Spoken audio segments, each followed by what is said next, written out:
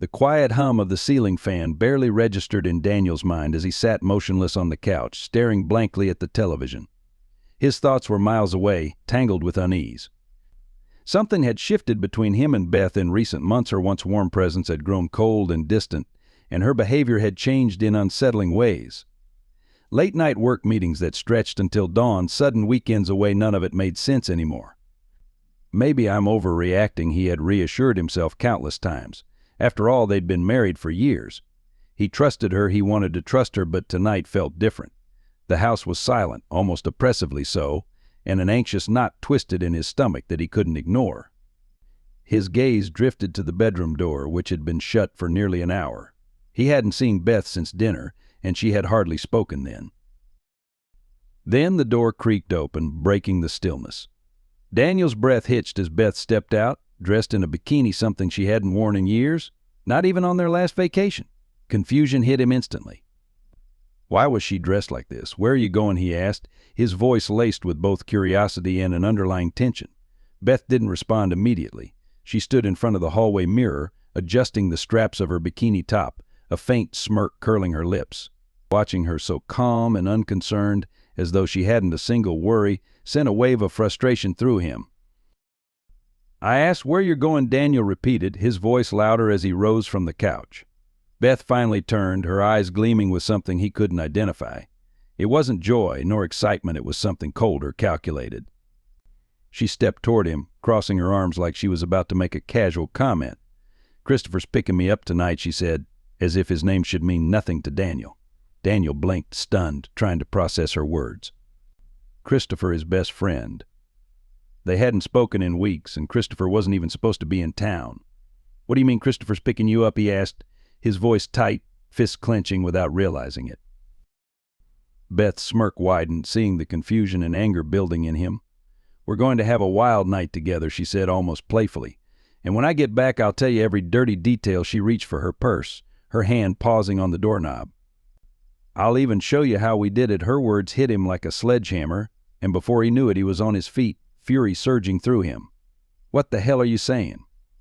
He shouted, his voice echoing through the empty room, his heart pounding as he moved toward her, disbelief flooding his mind. This couldn't be real, this couldn't be happening. But Beth didn't flinch. Her smirk remained, her eyes challenging him unbothered. Daniel's chest tightened as he pointed to the door. If you walk out of this house, don't ever think about coming back. His voice thundered through the room, but she didn't waver. She simply looked at him with that same cruel smile, as though she had already won. Without another word, she opened the door, letting in the cold night air, and walked out without glancing back. Daniel stood there, frozen, staring at the door long after she had gone, the reality of what had happened slowly sinking in. He couldn't move for a moment, his mind racing in 1,000 directions, struggling to comprehend it all, his own wife with Christopher. He ran a hand through his hair, pacing back and forth in the living room, trying to rationalize. Maybe she just wanted a reaction, maybe it was a twisted joke, but deep down he knew he had seen the look in her eyes, that cold satisfaction. She wasn't bluffing. She had walked out to betray him openly, with no care for their marriage or the years they had shared. Anger flared through him, fierce and unyielding. He grabbed the remote from the coffee table, hurling it across the room, watching as it smashed against the wall and shattered. The house felt even quieter now, the air thick with betrayal. How could she do this, after everything they had been through, after 7 years together? His jaw clenched, his hands trembling with fury. His best friend, Christopher, the one he had trusted, confided in, celebrated holidays with. How long had this been going on? How long had they been sneaking around behind his back? Daniel sank onto the couch, burying his face in his hands. The betrayal cut deeper than anything he had ever known. He had ignored the signs, let things slide, believing their love would survive any storm, but this was different. Minutes passed, each one thickening the silence in the house. He couldn't just sit here, not now. His mind reeled with 1,000 scenarios, each one more painful than the last. Was she with Christopher at this very moment, laughing at him? Was this some sick game they were playing at his expense? For what felt like forever, Daniel remained motionless, his body tense, his thoughts a whirlwind. Beth was gone. She had left without a backward glance, without a shred of regret. leaving nothing behind but a hollow silence and the venomous words she'd thrown at him like daggers. It didn't add up. 7 years together, how could she walk away so easily? He could still hear her voice taunting him, "When I get back, I'll tell you all the dirty details." A fresh wave of rage surged in his chest, his breath coming faster as the reality of her betrayal sank in. Without thinking, he stormed into the kitchen, his gaze locking onto a glass by the sink. In one swift motion, he grabbed it and threw it across the room, watching as it shattered against the wall, shards scattering across the floor. The sharp sound punctuated the unbearable quiet in the house. "She doesn't care," he muttered, pacing the kitchen like a trapped animal. "She just left." His voice grew louder with each word, each one fueled by anger. He stopped in front of the counter, gripping the edge so tightly his knuckles turned white. 7 years just gone. How could she? His hands shook, his emotions an uncontrollable storm within him. Rage burned fiercely, but beneath it was a deep sense of humiliation. His best friend, Christopher, the man who had stood beside him on his wedding day, who had raised a glass to their happiness. How long had this been going on? Had they been laughing at him all along? The thought made Daniel's stomach churn. He stumbled back into the living room, feeling his legs grow heavy, his mind a chaotic whirl of thoughts. He sank onto the edge of the couch, staring at the shattered glass on the kitchen floor, but his mind was elsewhere, lost in the sting of betrayal like a knife lodged deep in his chest, twisting with every breath. The clock on the wall caught his eye. 3 hours. 3 hours had passed since she'd walked out that door, and he had spent every minute since lost in a fog of thoughts, consumed by wondering where they were, what they were doing. A flood of images filled his mind: Beth in Christopher's arms, their whispers, her laughter. His stomach clenched in disgust. What was he supposed to do now? His phone lay silent beside him, and the thought of calling Christopher flickered through his mind, but he stopped himself. What could he even say? Would confronting him make any difference? He picked up the phone, scrolling to Christopher's number, his thumb hovering over it. But something held him back, not fear exactly, but a bone-deep exhaustion that seemed to pull him down into a cold, dark emptiness. Would Christopher even answer, or would he ignore the call, knowing exactly why Daniel was reaching out? And even if he answered, would it change anything? The truth was already clear, and there was no going back. His wife was out there with his best friend, doing who knew what, and he was helpless to stop it. The realization hit him like a punch, and he tossed the phone onto the coffee table, burying his face in his hands, overwhelmed by the weight of it all. Then the phone rang, startling him. His heart leapt as he grabbed it, glancing at the screen, an unknown number. Frowning, he hesitated, a strange feeling tightening in his chest. Who could be calling him at this hour? He took a breath and answered. "Hello, is this Mr. Daniel Carter?" The voice on the other end was firm and serious. "Yes, this is Daniel," he replied, his tone uncertain, raw from the night's events. His mind leapt to Beth. Was it her? Had she been caught in something? Or was this part of some cruel game? "This is Officer Daniels with the city police," the voice continued. Daniel's heart stopped. "We have urgent news regarding your wife." His grip on the phone tightened, panic seizing him. "What? What happened?" he asked, the words tumbling out before he could even think, his mind racing with dreadful possibilities. "There's been an incident," the officer said.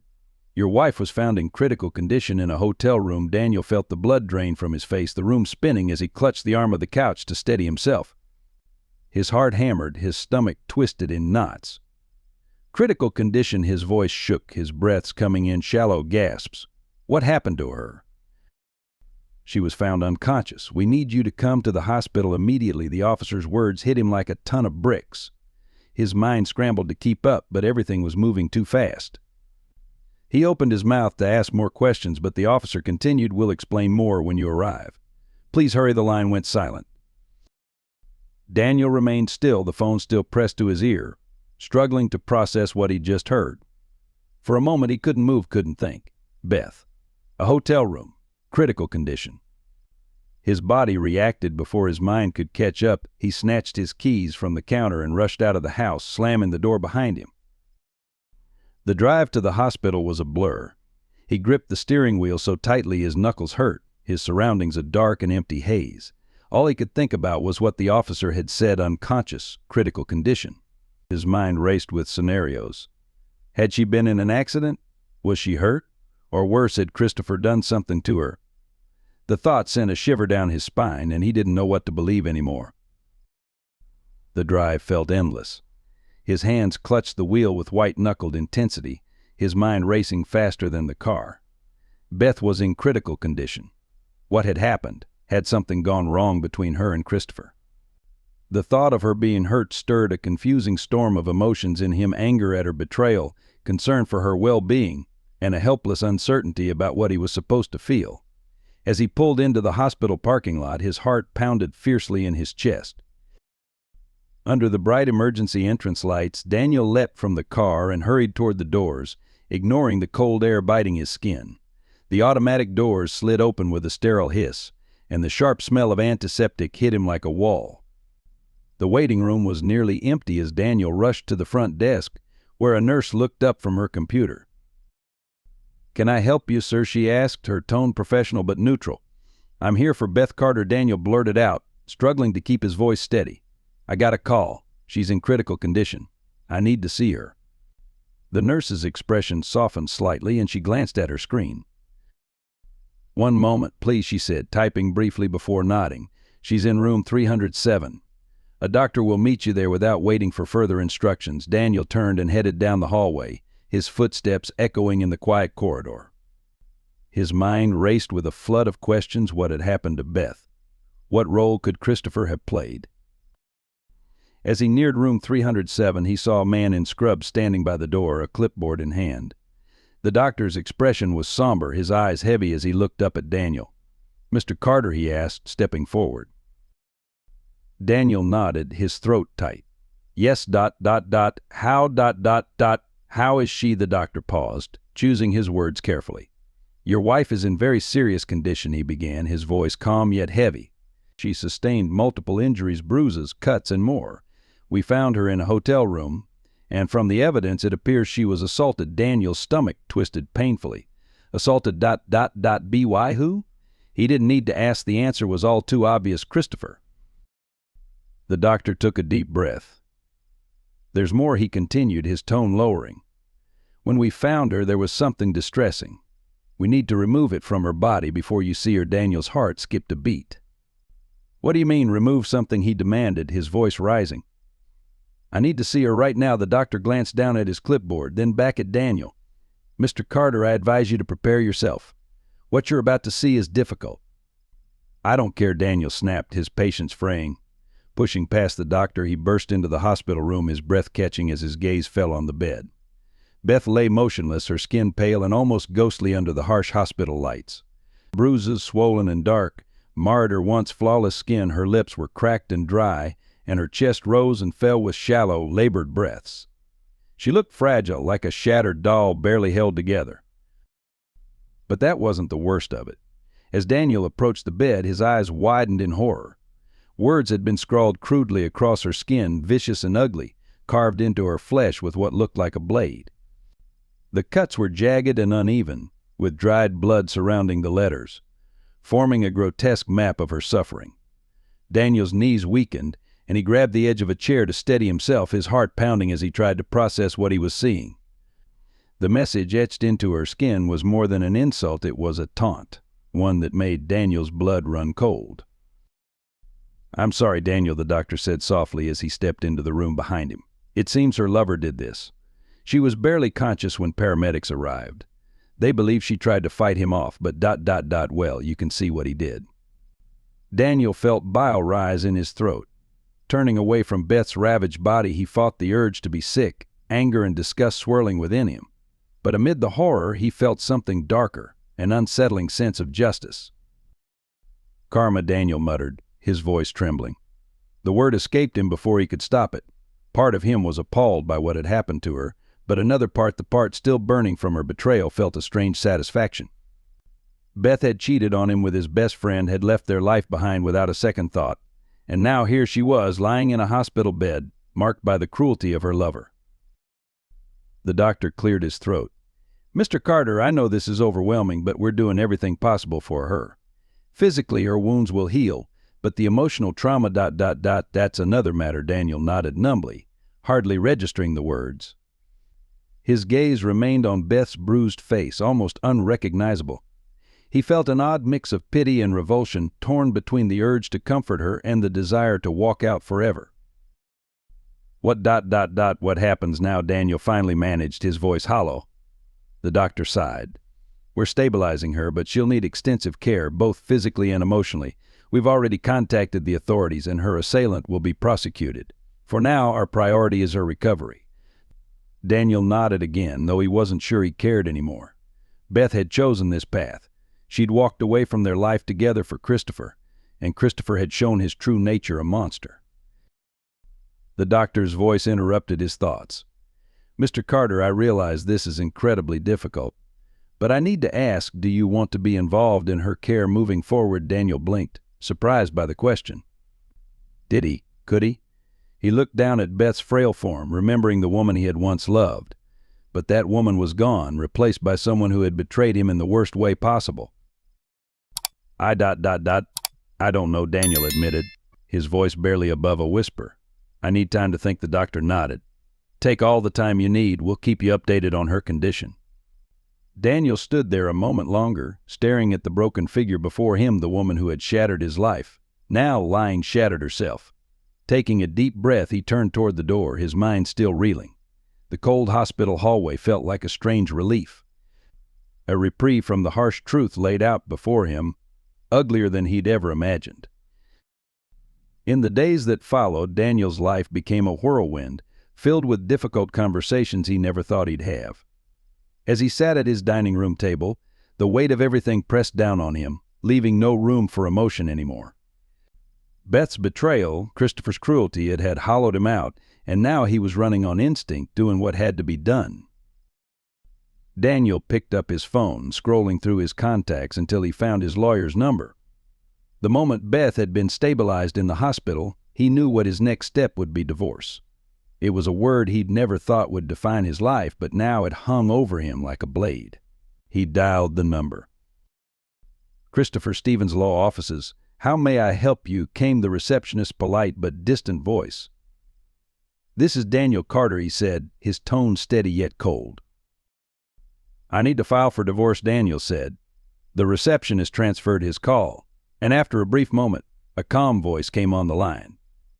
Daniel, I'm truly sorry to hear what you're going through.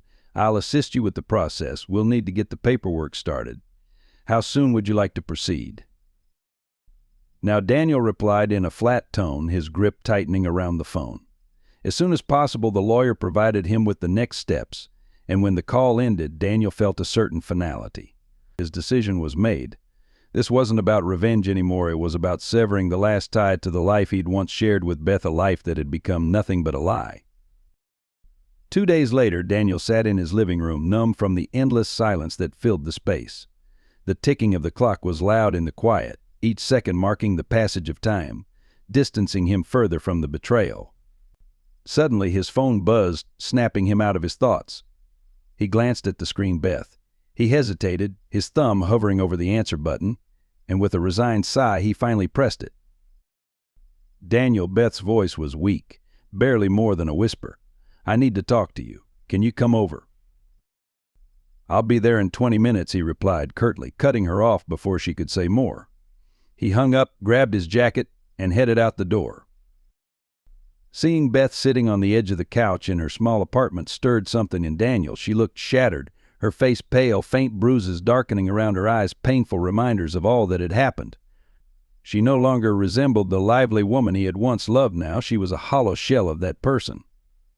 As Daniel entered the room, Beth looked up, her eyes rimmed with tears. Daniel, she started, her voice trembling. I know I don't deserve anything from you, but please just hear me out. Daniel crossed his arms and leaned against the doorframe, staying silent, a signal for her to continue. I'm so sorry, she choked, her voice breaking. I don't know why I did it. I made the worst mistake of my life, and now I'm paying the price. Christopher what he did to Emmy I never imagined it would go that far. I didn't think. No, you didn't think, Daniel interrupted coldly. You didn't care what it would do to me, to us. You just wanted your excitement. And now look where it's left you. Her tears fell harder, her shoulders shaking as she sobbed. I know ... I know, and I'm begging you, please ... forgive me. I'll do anything to make it right." Daniel shook his head slowly, his face hardened. "Forgive you," repeated, his tone icy. "You think an apology fixes this? That you can cry and I'll forget everything you did?" Her sobs grew louder, but Daniel felt nothing. He'd spent too many nights sleepless, drowning in the pain of her betrayal. She had torn their marriage apart, and now she expected him to pick up the pieces. "I can't do that," Daniel said, his tone flat. "You're only sorry because you're suffering now. You didn't care when you left the house that night, when you threw everything we'd built away for a fling." Beth looked up at him, her face wet with tears. "You made your bed," Daniel cut her off firmly. "Now lie in it." Her sobs filled the room as Daniel turned to leave, not looking back. The door clicked shut behind him, and with each step he took away from that apartment, a strange sense of relief washed over him. The divorce proceedings were swift. Christopher's arrest had complicated Beth's life, and with him in jail she had no one to turn to. Daniel had been unyielding in the settlement, giving her nothing more than what was legally required. It wasn't about revenge, it was about justice. Beth had chosen betrayal, and now she had to live with the consequences. Weeks passed, and Daniel gradually adjusted to his new life. The sting of betrayal lingered, but it was beginning to dull. He immersed himself in work and hobbies, anything to keep his mind from drifting back to that night when everything fell apart. One evening, as he sat on the porch of his new apartment, his phone rang. This time the call was from an unfamiliar number. He hesitated before answering.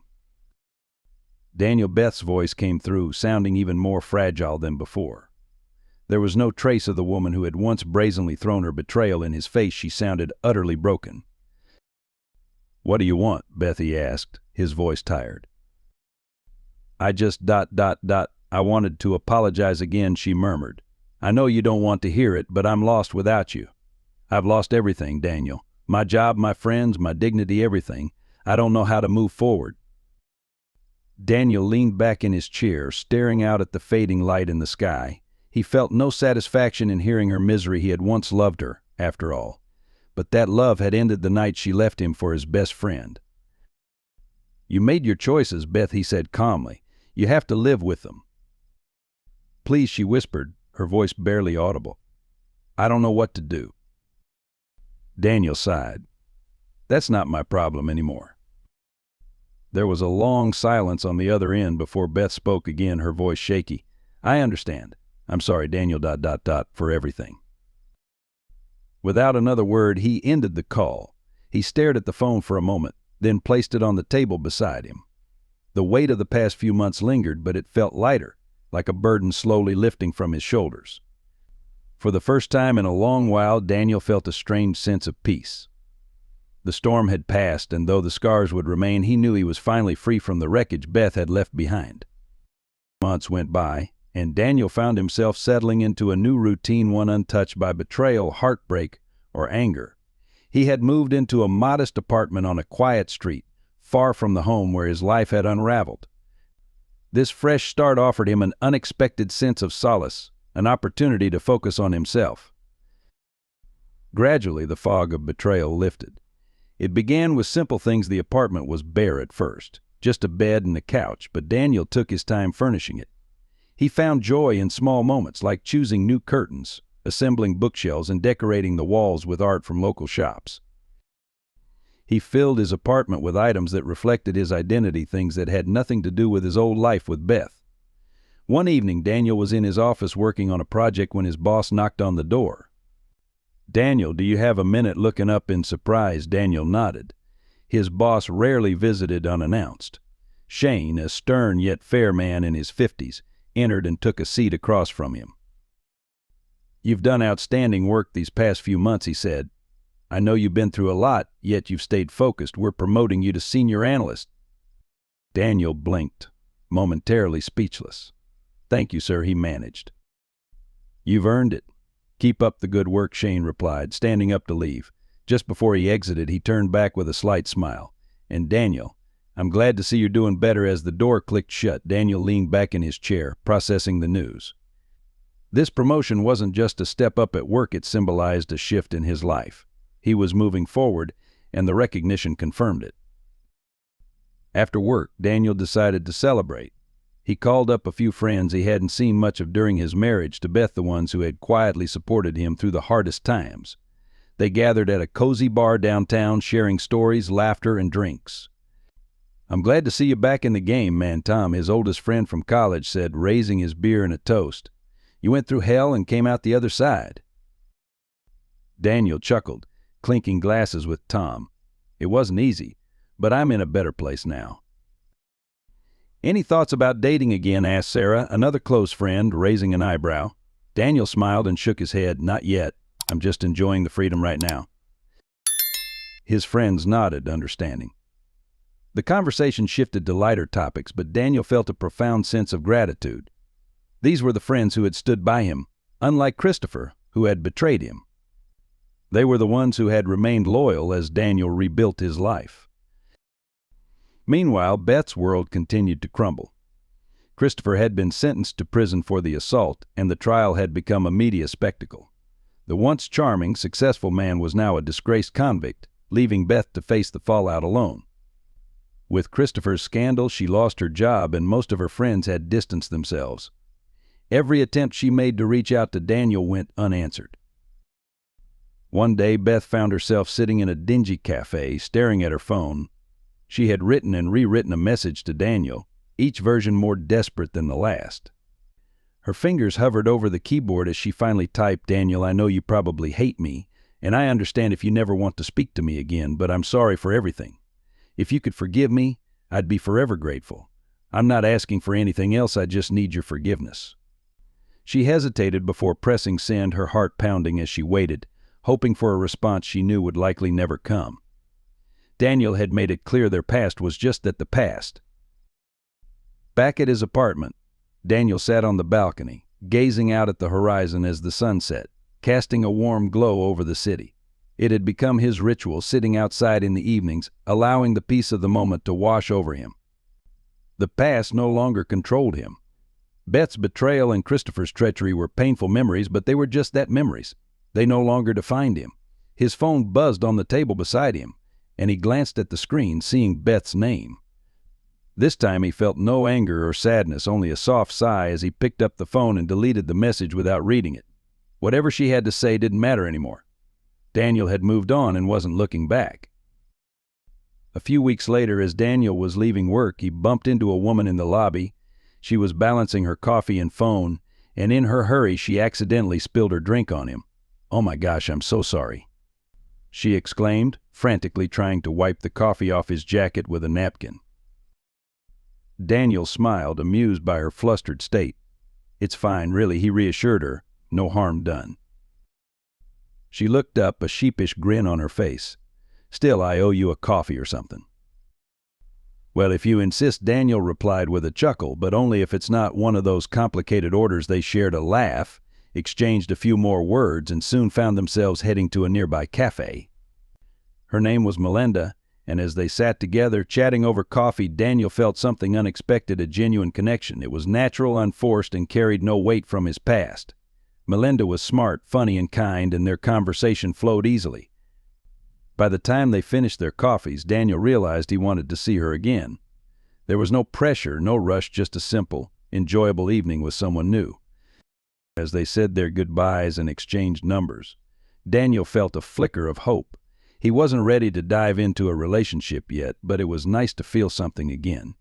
The future, which had once seemed bleak and uncertain, now felt full of possibility. That evening, back on his balcony, Daniel reflected on how far he'd come. The storm of betrayal that had once overwhelmed him had passed, leaving a calm sense of peace. He had lost much: his marriage, his best friend, but he had gained something far more valuable: freedom. He had rebuilt his life on his own terms, and now, for the first time in a long while, he felt ready to embrace whatever came next. As the sun dipped below the horizon, casting its final rays over the city, Daniel smiled. He was stronger, wiser, and most importantly, free. The past was behind him, and the future was his to shape.